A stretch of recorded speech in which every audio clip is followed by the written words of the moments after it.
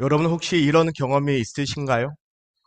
힘든 일을 하러 갔는데 그곳에서 예상하지 못한 따뜻함을 경험한 적 말입니다. 무거운 마음으로 일터에 나갔습니다. 나가기 싫은데 한숨 쉬며 나갔습니다. 내 몸이 천근만근 같이 느껴집니다. 그런데 그 일터에서 누군가의 친절한 말 한마디가, 세심한 배려가 내 마음 가운데 얼어붙어 있던 것을, 그 마음을 녹입니다. 그래서 이곳에서 이런 위로를 받을 줄 몰랐는데 하면서 감사함을 느꼈던 경험이 있으십니까? 오늘 우리가 나눌 룻의 이야기가 바로 그런 이야기입니다. 일하러 간 곳에서 위로를 받는다? 여러분이 이것이 어떻게 가능할까요? 룻에게 무슨 일이 일어났을까요? 그리고 그 이야기가 오늘 열심히 살아가는 우리에게는 어떤 의미일까요? 지난주에 우리는 룻이 우연히 보아스를 밭에서 만난 장면을 보았습니다. 우연처럼 보이는 순간들 속에서 하나님의 섭리가 세밀하게 역사하심을 보았습니다. 오늘은 그 만남 직후에 이어지는 룻과 보아스의 대화입니다. 참 짧은 대화입니다. 하지만 그 안에 여러 가지 깊은 내용들이 담겨 있습니다. 오늘 이 말씀을 따라서 일터에서도 역사하시고 내 삶 가운데 역사하시는 하나님의 은혜가 어떻게 구체적으로 펼쳐진지 함께 살펴보면 좋겠습니다. 8절입니다. 보아스가 룻에게 이르되 내 딸아 들으라. 보아스가 룻에게 건넨 첫 말은 내 딸아였습니다. 이 한마디에 보아스의 따뜻한 마음이 고스란히 담겨 있습니다. 룻은 단순한 이방인이 아니었습니다. 모압 여인이었습니다. 모압은 이스라엘과 역사적으로 적대 관계에 있었던 민족입니다. 그 골이 깊었다라는 것을 말하고 있습니다. 이스라엘에게 배척받은 민족이었습니다. 또 룻은 과부이며 가난한 자였습니다. 당시 그 사회에서 가장 소외되고 보호받지 못하는 계층 중에서도 가장 밑바닥에 존재하였던 사람이었습니다. 그런데 보아스는 이런 모든 사회적인 편견과 종교적인 부분을 뛰어넘어 그녀를 맞아주고 있습니다. 내 딸아라는 호칭에서 모압 여인이라는 출신을 뛰어넘어 보호하겠다는 의지가 있는 듯 합니다. 그 안에 하나님의 사랑이 느껴집니다. 어느 시대를 막론하고 차별이 없는 시대는 없었습니다. 오늘날도 여전히 차별이 존재합니다.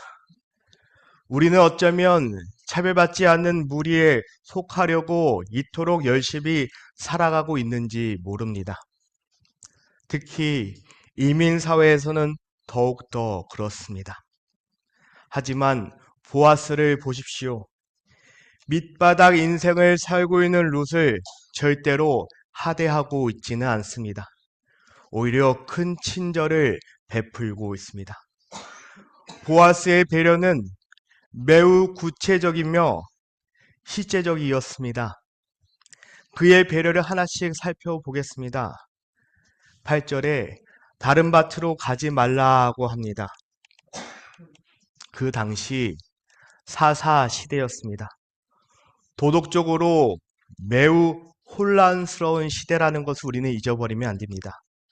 룻 같은 외국 여인이, 그리고 어여쁜 여인이 혼자서 이 밭을 저 밭을 다니다 보면 어떠한 위험을 당할지 알 수 없습니다. 보아스는 룻을 자신의 보안에 두겠다는 그 뜻을 말하고 있습니다. 다른 밭으로 가지 말라는 말은 남자들이 내 주변에 접근하지 못하도록 내가 너를 죽여주겠다라는 의미를 가지고 있습니다. 이것은 룻에 대한 대단하고 특별한 배려임을 알 수 있습니다. 이러한 배려가 우리 안에 회복되기를 바랍니다. 나의 소녀들아, 나의 소녀들과 함께 있으라 라고 합니다. 이것은 룻에게 소속감을 주는 말입니다. 더 이상 혼자가 아니라 공동체의 일원으로서 받아들이겠다라는 의미를 가지고 있습니다. 소외된 자리에서, 외로운 자리에서 공동체로 초대하는 그 호의를 볼 수 있습니다. 어쩌면 룻은 지금까지 가족 외에는 어떤 소속감을 경험하지 못하고 떠돌이 신세를 경험하고 있지 않을까 싶습니다. 그런 룻에게 나의 소녀들과 함께 있으라라는 말은 얼마나 큰 위로가 되었을까요? 이제 룻은 보아스의 공동체에 속한 한 사람이 되었습니다. 우리 공동체도, 우리 교회도 이 좁은 이민 사회 가운데서 소외가 아니라 품어줌이 나타나시길 바랍니다. 9절입니다. 그들이 베는 밭을 보고 그들을 따르라. 내가 그 소녀들에게 명령하여 너를 건드리지 말라 하였느니라. 목이 마르거든 그릇에 가서 소녀들이 기러온 것을 마실지니라 하는지라. 소녀들에게 명령하여 너를 건들리지 말라 하였다라고 합니다. 이것은 룻의 안전을 위한 적극적인 조치를 하고 있는 것을 볼 수 있습니다. 보아스는 허락만 한 것이 아니라 룻이 안전하게 일을 할 수 있도록 모든 것을 조치를 하고 있는 것을 볼 수 있습니다. 목이 마르거든 소년들이 길러온 물을 마시라라고 합니다. 이것은 실제적인 필요를 채워주는 섬세한 배려입니다. 추수철에 뜨거운 햇빛 아래서 밭에서 일하는 것은 매우 힘듭니다. 물론 룻은 떨어진 이삭을 줍기 위해서 왔지만 보아스는 룻의 작은 필요까지도 섬세하게 챙겨주는 모습을 볼 수 있습니다. 보아스의 이런 배려는 룻이 받을 자격을 넘어서 최소한의 배려를 훨씬 넘어서는 특별한 은혜임을 알 수 있습니다. 부자는 물질만 많은 사람이 아니라 마음이 넉넉한 사람이어야 합니다. 그렇기에 보아스는 진짜 부자였습니다. 그는 물질적으로도 여유가 있었지만 무엇보다 더 중요한 것은 그 마음이 참 부자였던 것입니다. 우리도 마음은 부자이기를 바랍니다. 10절입니다. 룻이 엎드려 얼굴을 땅에 대고 절하며 그에게 이르되 나는 이방 여인이거늘 당신이 어찌하여 내게 은혜를 베풀며 나를 돌보시나이까 하니. 룻의 반응에 그녀의 성품을 볼 수 있습니다. 땅에 엎드려 얼굴이 된다라는 것은 그가 얼마나 이 은혜를 크게 반응하고 있는지 볼 수 있습니다. 자신이 할 수 있는 최선의 마음으로 겸손하게 이 마음에 반응하고 있습니다. 이 보아스의 예상하지 못한 친절에 보아스, 그 친절의 보아스가 아니라 룻이 깊이 감동하고 있습니다. 그녀는 자신의 이런 대우를 받을 만한 사람이 아니다라고 합니다. 나는 이방 여인이거든. 이 룻의 고백은 어떤 의미가 있을까요? 자신이가 누구인지, 자신의 정체성에 대해서 정확히 알고 있다라는 것을 말하고 있습니다. 유대인들은 편견이 참 많습니다. 그 사이에서 룻은 어딜 가든지 사람들은 그녀를 환영하지 않았을 것입니다. 차갑게 반응하였을 것입니다. 이방인이었습니다. 더군다나 과부였습니다. 그런 룻이 보아스 같은 이 밭의 주인에게서 이런 특별한 대우를 받게 되리라고는 꿈에도 생각하지 못했을 듯 합니다. 그렇기에 룻이 엎드려 얼굴을 땅에 대고 절하였다는 것을 볼 수 있습니다. 예의만이 아니라 자신이 받은 이 배려에 대해서 깊은 감동에서 우러나오는 진심의 표현인 것을 알 수 있습니다. 그동안 얼어붙었던 룻의 마음이 보아스의 따뜻한 배려를 통해 녹아내리는 듯 합니다. 이 룻의 반응에서 우리는 진정한 겸손이 무엇인지를 볼 수 있습니다. 진정한 겸손은 받은 은혜에 대해서 감사할 줄 알아야 합니다. 룻은 자신이 받은 이 자격 없다고 생각하는 나에게 인정하고 그 받은 은혜에 대해서 진정으로 감사하였습니다. 당신이 어찌하여 내게 은혜를 베푸시며 나를 돌보시나이까? 룻의 질문은 우리도 하나님 앞에서 가져야 할 마음의 자세인 듯 합니다. 하나님께서 우리에게, 여러분들에게 베풀어 주신 은혜는 내가 받을 적이 있어서 받은 것이 아닙니다. 오직 하나님의 일반적인 사랑과 은혜를 통해서 우리는 받았습니다. 아멘. 11절입니다. 보아스가 그에게 대답하여 이르되 내 남편이 죽은 후로 내가 시어머니에게서 행한 모든 것과 내 부모와 고국을 떠나 전에 알지 못하던 백성에게로 온 일이 내게 분명히 알려졌느니라. 보아스는 룻에 대해서 이미 많은 것을 알고 있었습니다. 룻의 이야기는 베들레헴 온 마을에 알려져 있는 듯합니다. 소문은 언제나 늘 빠르게 퍼져 나가기 마련입니다. 특히 룻과 나오미가 베들레헴에 도착했을 때 온 마을의 사람들이 들썩거리면서 했던 말 기억하십니까? 이가 나오미가 아니냐? 그들은 수군거렸습니다. 그런데 룻에 대한 소문은 단순한 호기심만은 아니었던 것 같습니다. 젊은 나이에 남편을 잃고서도 시어머니를 버리지 않고 오히려 자신의 부모와 고향을 떠나 시어머니 따라온 이 룻의 헌신이 사람들에게 깊은 감동을 준 듯합니다. 여기서 주목해야 할 것은 룻이 모압 여인이라는 사실입니다. 그런 모압 여인이 모든 것을 잃어버린 이스라엘의 한 과부를 위해 자신의 모든 것을 포기하고 따라왔다는 것은 그 당시에 사람들에게 큰 충격적인 일이었습니다. 보통의 상식으로는 이해할 수 없는 행동이었습니다. 룻은 젊은 여인입니다. 재혼할 기회도 많습니다. 친정의 도움도 받을 수 있습니다. 그것을 포기하고 시어머니 한 사람을 위해서 이방 땅 이스라엘에 와 있습니다. 더욱 놀라운 것은 룻이 단순히 시어머니를 따라온 것만은 아닙니다.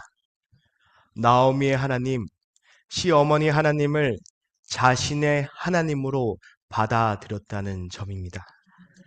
당신의 백성이 내 백성이 되고 당신의 하나님이 내 하나님이 되시리라고 고백하였습니다. 룻의 말이 행동으로 증명되고 있음을 우리는 보고 있습니다. 하나님은 룻의 선한 행실을, 그 신실함을 사람들을 알게 함으로써 그녀가 은혜를 받을 수 있는 그 길을 열어주시고 있습니다. 보아스가 룻을 특별히 돌봐주게 된 것도 이미 그녀에 대한 선한 소문을 들었기 때문이 아닌가 싶습니다. 룻의 헌신과 신실함이 사람들은 모르지만 하나님께서 예비하신 축복의 문을 여는 열쇠인 듯 합니다.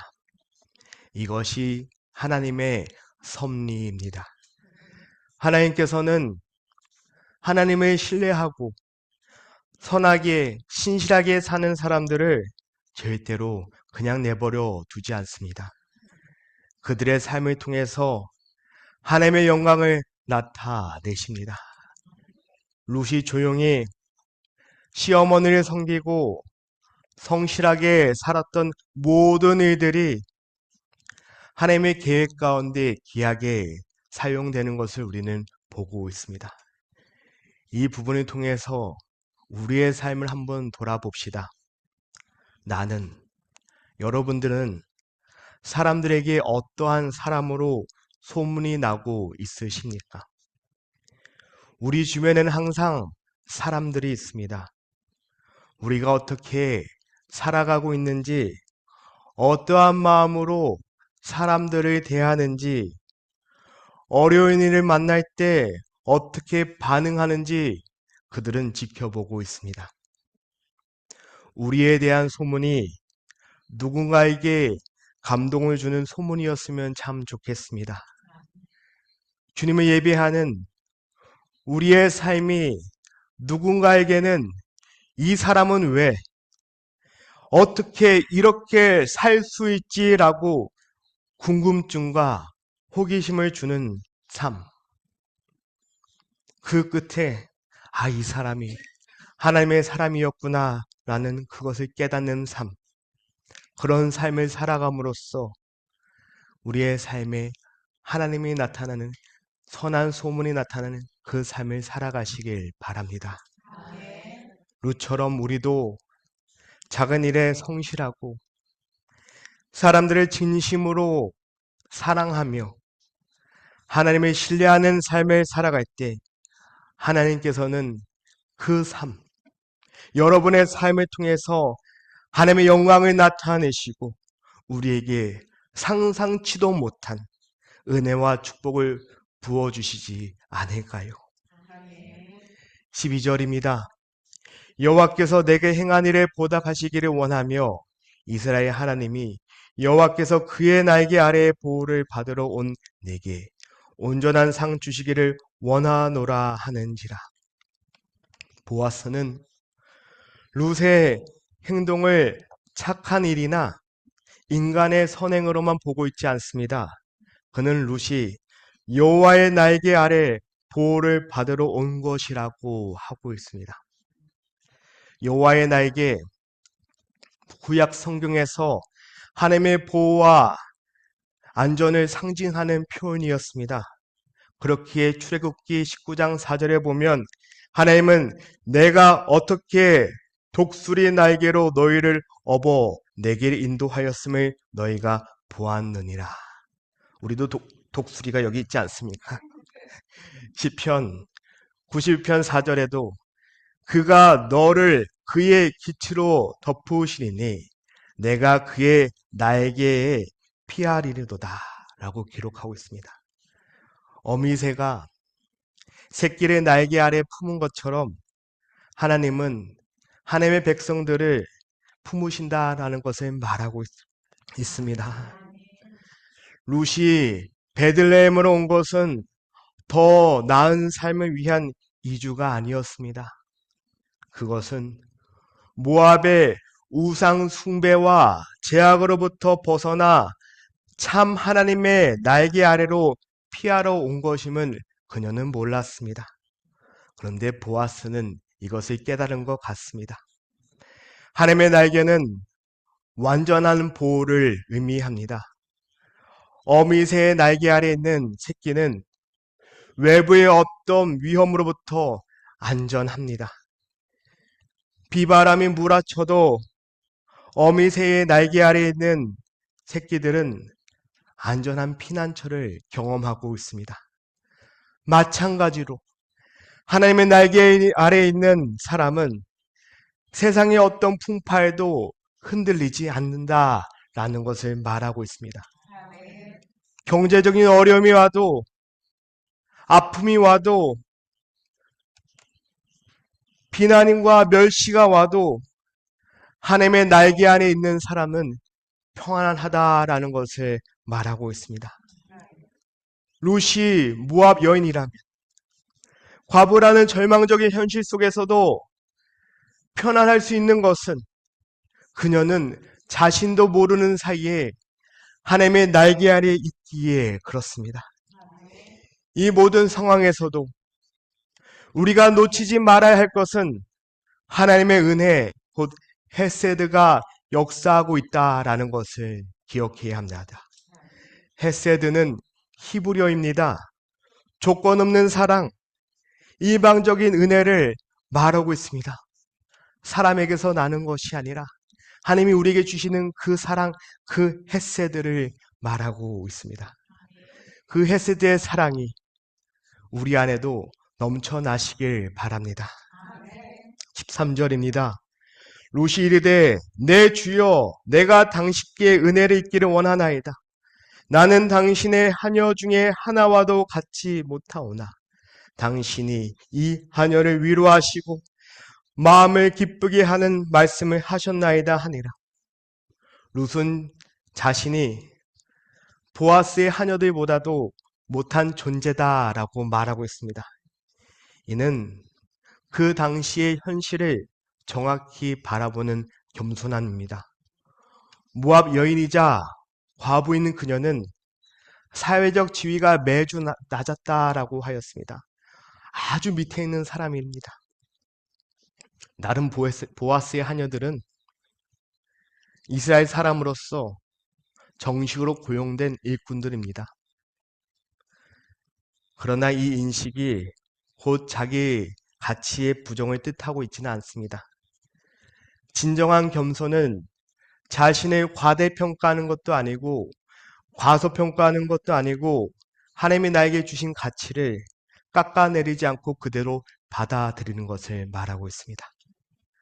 어쩌면 룻은 자신의 낮은 처지 속에서도 하나님의 사랑 안에 자신이 있음을 고백하는 듯 합니다. 그렇기에 룻의 고백은 제가 위로를 받았습니다. 당신의 말씀이 내 마음을 기쁘게 하였습니다. 라는 내면의 변화를 보여주고 있는 듯 합니다.